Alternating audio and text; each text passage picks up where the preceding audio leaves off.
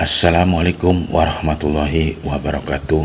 Selamat pagi anak-anak Indonesia dimanapun kalian berada. Jumpa lagi bersama Papa Yosi. Papa doakan semoga anak-anak Indonesia selalu dalam keadaan sehat walafiat. Dalam video pembelajaran hari ini, Bapak akan menyampaikan materi muatan pelajaran PJOK, Bahasa Indonesia, dan PPKN kelas 6, tema 1, subtema 3, pembelajaran yang ke-6. Sedangkan tujuan pembelajaran yang ingin dicapai adalah 1. Setelah melakukan tanya jawab, siswa mampu menjelaskan teknik berlari, melempar, dan menangkap bola, memukul bola dalam permainan rondes dengan tepat. 2. Setelah berdiskusi, siswa mampu mempraktekkan teknik berlari, melempar, dan menangkap bola, memukul bola dalam permainan rondes dengan tepat. 3. Setelah membaca kesimpulan dari teks laporan hasil pengamatan, siswa mampu menyebutkan pokok-pokok penting dengan tepat. 4. Setelah berdiskusi, siswa mampu menilai kesimpulan teman dari teks yang dibaca dengan rinci. Yang kelima, setelah membaca komik tentang penerapan sila Pancasila, siswa mampu menemukan contoh pelaksanaan sila Pancasila terkait peduli tumbuhan atau hewan. Dan yang keenam, setelah berdiskusi, siswa mampu membuat komik terkait tentang peduli tumbuhan atau hewan.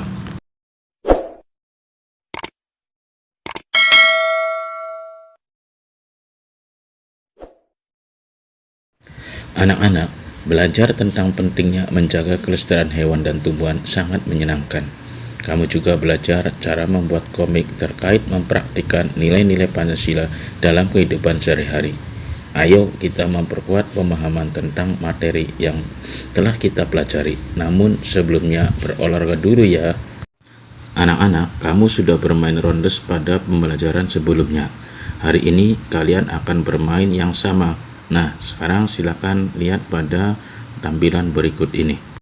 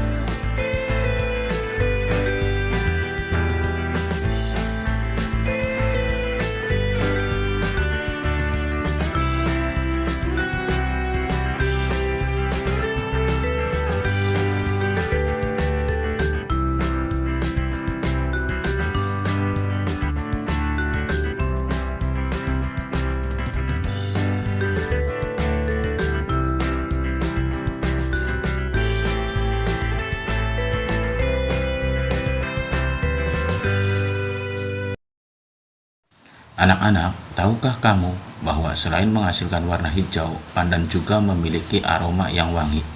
Ayo baca teks berikut dalam hati. Daun pandan yang wangi. Daun pandan adalah tumbuhan semak. Daun ini banyak tumbuh di negara-negara Asia Tenggara. Di Indonesia, tanaman pandan disebut dengan nama pandan wangi atau pandan rampe. Penduduk Thailand menyebutnya dengan nama Bai Toi. Di Vietnam, daun pandan dikenal sebagai La Dua.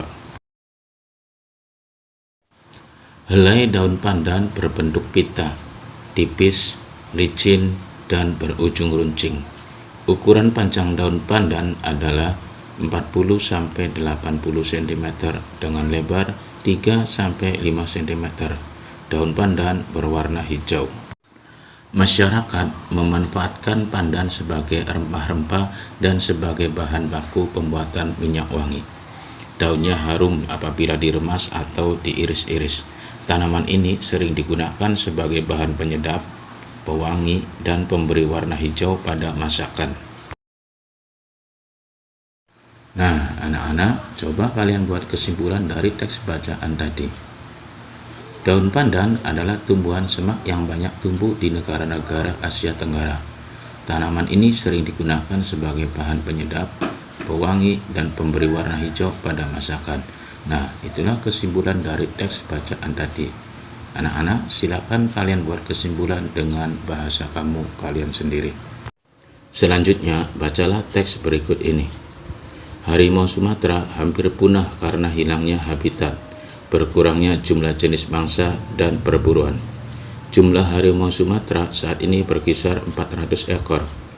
Mereka hidup di dataran rendah, lahan gambut, dan hutan hujan pegunungan. Harimau Sumatera bertubuh paling kecil dibandingkan jenis harimau yang hidup saat ini. Harimau jantan dewasa memiliki tinggi hingga 60 cm.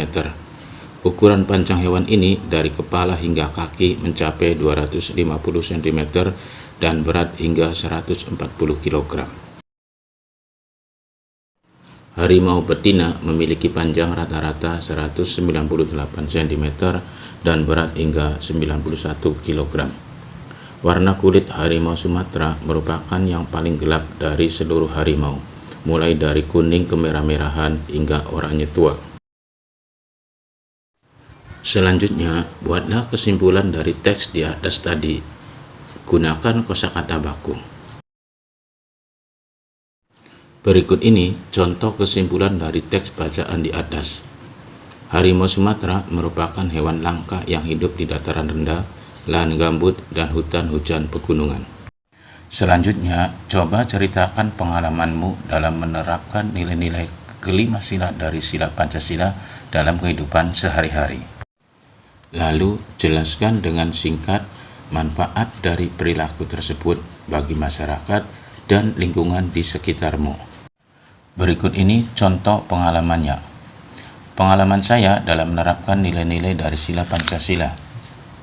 Di hari libur, saya dan teman-teman merencanakan untuk berkumpul di rumah Edo. Kami berencana membuat minuman dari jahe. Namun alangkah kagetnya kami. Edo ternyata sedang sakit, ia batuk dan demam. Edo terbaring di tempat tidur.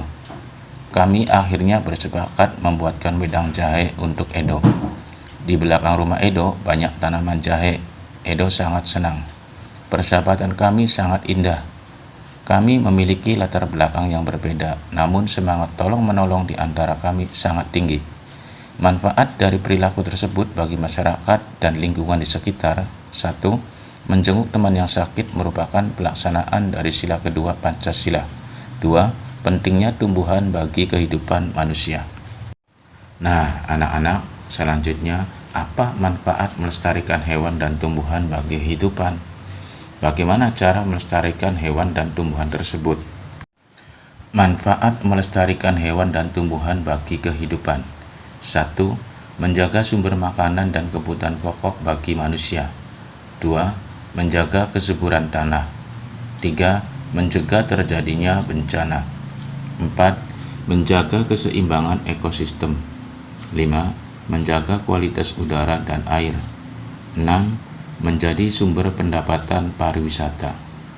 Kemudian, cara melestarikan hewan dan tumbuhan. 1. Memelihara kelangsungan hidup hewan dan tumbuhan. 2. Melakukan penghijauan. 3. Tidak melakukan perburuan liar, dan yang keempat, menjaga habitat alami hewan dan tumbuhan. Sekarang, coba kalian sebutkan kegiatan ekonomi dari dua negara ASEAN. Jelaskan hubungannya dengan kondisi geografisnya. Sebagai contoh, Singapura. Kegiatan ekonomi yaitu pelayaran dan perdagangan. Hubungan dengan kondisi geografis. Singapura adalah negara pulau yang terletak di dekat jalur pelayaran di Selat Malaka. Singapura tidak memiliki lahan pertanian atau tambang mineral, sehingga kegiatan ekonomi berpusat pada pelayaran dan perdagangan. Lokasi Singapura ini sangat strategis karena Selat Singapura yang dekat Selat Malaka adalah jalur utama yang menghubungkan Asia Timur dengan India, Timur Tengah, Eropa, dan Afrika. Dengan lokasi ini, banyak kapal yang berlabuh di Singapura. Pelabuhan Singapura menjadi pelabuhan yang sangat sibuk dengan aktivitas bongkar muat dan kapal singgah. Banyak perusahaan yang bergerak di perdagangan antar negara berbasis di negara ini. Negara yang kedua, Myanmar. Kegiatan ekonomi, pertanian, dan pertambangan. Hubungan dengan kondisi geografis. Wilayah Myanmar berada di daerah aliran sungai Irrawaddy. Lokasi ini membuat Myanmar memiliki lahan pertanian yang cocok untuk budidaya padi. Hingga tahun 1960-an, Myanmar menjadi eksportir padi terbesar di dunia. Selain pertanian padi, kegiatan ekonomi lain yang berkembang di Myanmar adalah pertambangan. Hal ini karena kondisi geografis Myanmar yang deposit pada giok terbesar di dunia. Myanmar memproduksi batu giok jenis kualitas tertinggi yaitu jadid.